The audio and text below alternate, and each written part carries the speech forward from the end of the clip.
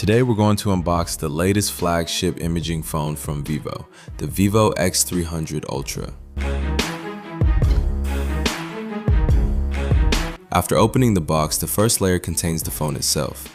This time, unlike previous Interstellar modules, it needs to be opened from the side. This is the actual Vivo X300 Ultra. Let me show you. The official name for this phone's color is Flame Green.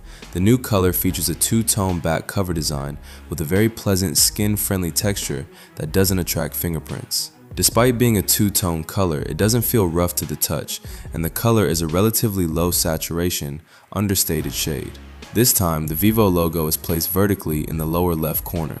Let's take a look at its camera module lens. Compared to its predecessor, the X200 Ultra, I feel it's a significant improvement. Like the X300, it features a unibody crater-like design with a silver aluminum alloy decorative ring around the edge. The lens is a 200 megapixel telephoto lens with a golden focal length, and a new spectral imaging camera has been added to the lower section.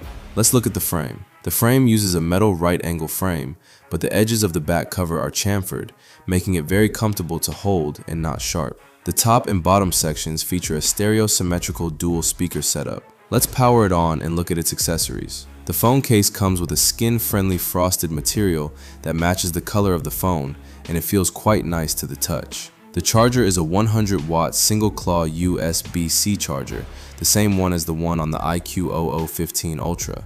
That's all the accessories included. Regarding the screen, the first impression is its incredibly clear and transparent display. The screen resolution is 3168 by 1440, which is 2K.